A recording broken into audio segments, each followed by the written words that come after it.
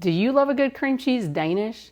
If you do, I have a homemade version I'm going to share with you today, and you want to stick around for this. It's super simple to put together and so much less expensive than what you'd spend at the local pastry shop. Hi, my name's Laura, and I invite you to make yourself at home while I make a homemade cream cheese Danish. The ingredients for our cream cheese Danish are so simple. We've got our 2 rolls of crescent dough. Back here we've got 2 blocks of cream cheese, vanilla, granulated sugar, and 1 egg. And over here we have powdered sugar, and we'll add a splash of water to that. But that is all this takes.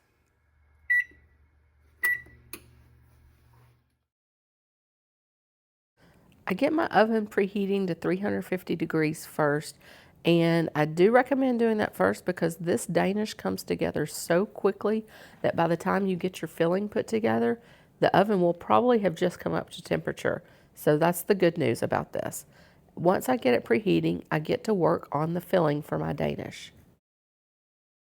The filling begins with 2 blocks of softened cream cheese, and it is pretty critical to make sure your cream cheese is softened. It'll just help everything go nice and easy.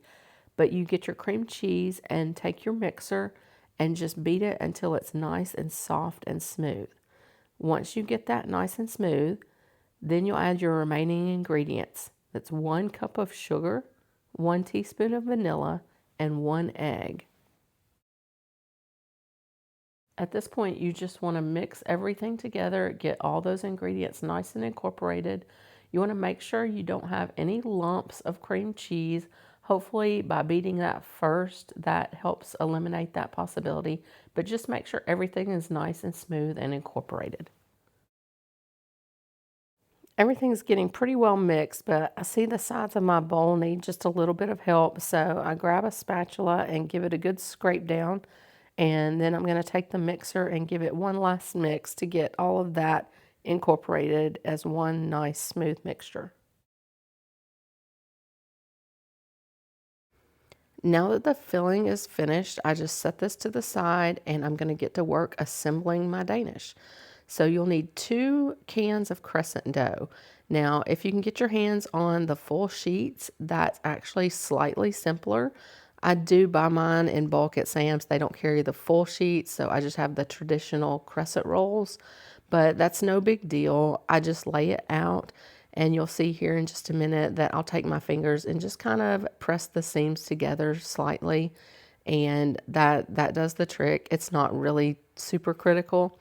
But I just lay out my dough, and as I'm pressing the seams, I'm also taking my fingertips and just making sure that I get coverage all over the bottom of the pan. This is going to be your base layer. It's going to be like a crust that forms for your Danish, the pastry, the bottom pastry portion. So I just get it stretched out from edge to edge, corner to corner, and get it pressed down into the pan.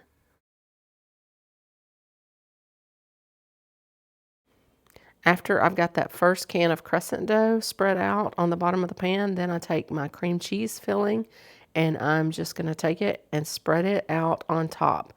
Pretty simple and straightforward. If you've ever made a cheesecake or are familiar with cheesecake recipes, you may recognize that the filling to this Danish is very similar to a cheesecake. It doesn't have all of the same components. You don't have any kind of cream added to it, but you have most of the same ingredients. So you're kind of making a modified cheesecake of sorts. And it's just a fun little twist on cheesecake, really.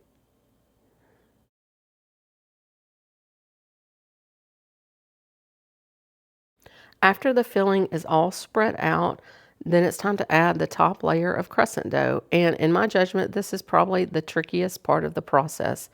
I do try to get the seams pinched together because I'm making it for company. Now, a full confession, if I'm just making it for family, I don't worry about the seams. I don't really care about that too much. But when I'm making it for company, I do try to get the little perforations sealed together as best I can. And I don't know if you can see, but My dough had a bit of a hole as I opened it. I had one spot where it stretched very thin. And so I'm also trying to work with that and get that together and kind of repaired, so to speak. In fact, I go grab my rolling pin and try to use it to just press everything out nice and even. The rolling pin does also help to kind of seal off those perforations. So it kind of does double duty here to help press it out nice and even and get it to the size I want it and to get those perforations sealed up. And once I do that, then I fold over my dough to make it a little easier to work with. I fold it over much like you would a pie crust when you're trying to get it into a pie pan.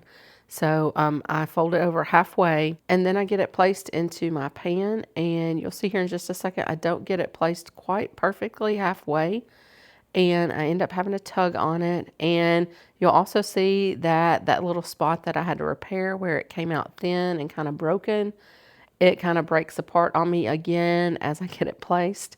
And I end up having to do a little repair job on the spot here, but it all works out. And the good news is after it comes out of the oven, we're going to add a glaze to it. And so that's going to cover a little bit of it, but it actually really didn't show that bad.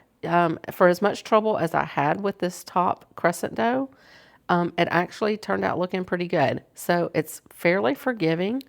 And then know you do have the glaze that you're going to add at the end. But it's all worked out fine. I got this on top and I get it ready to bake. This is going to go into your 350-degree oven for about 25 minutes. My original recipe called for 20 minutes, but this took about 25 minutes in my oven. So you might start checking it at about 20, but just know for me it took 25. So while it's baking, I'm going to begin to work on the glaze.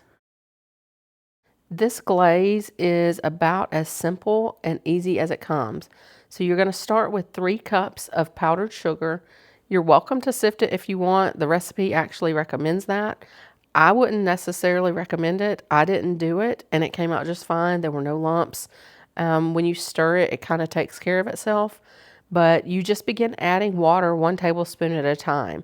So I ended up adding a total of 6 tablespoons of water. I probably wouldn't start with that much, but start with 3 or 4 tablespoons of water and then just stir, see where it's at.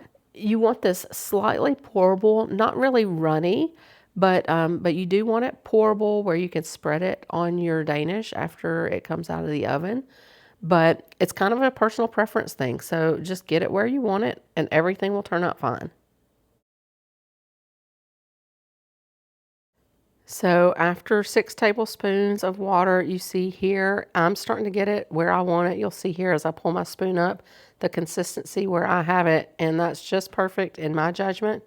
And so now we're just waiting on the Danish to come out of the oven. What you're looking for is the top layer of dough to be a nice golden brown color. And once you see that, you know your Danish is ready. You probably noticed there on the left-hand side, you can see that little spot where I did have to work with the dough. But all in all, I felt like it came out looking pretty good. And you'll see here in just a moment, once the glaze is on, you really can't tell. You want to let the Danish rest for about 10 to 15 minutes before you put the icing on. This just gives it a chance to cool off and set up a little bit. But once it's done that, then you can start to pour your icing on and just get it spread out nice and even. Once you've got this ice, you can really cut into it at any point. Now, at this point, it's still going to be fairly hot. In my perfect world, I like it to still be a bit warm, not quite so hot. And so my personal timing, I like to pull it out of the oven about an hour to an hour and a half before I want to serve it. But this is really good any way you slice it, quite literally. It's good warm, it's good room temperature, it's even really good cold, but I love that perfect bite for me when it's still warm. And here you see the finished product. It is just beautiful and looking delicious and just waiting to be cut into. Unfortunately, I don't have an on-camera taste test for you, but I do have an empty pan to show for it. I had company over that morning and we enjoyed the cream cheese Danish along with some coffee and ate about half of it probably, and then went to a friend's that night and took it over there and we finished it off that night. Needless to say, it was a big hit. If you love a cream cheese Danish, I hope you'll try this one. It's so easy and so yummy. Thank you so much for being with me. If you like this content but haven't subscribed yet, I hope you'll hit that button. Thank you so much for being here. I hope you're having a good day.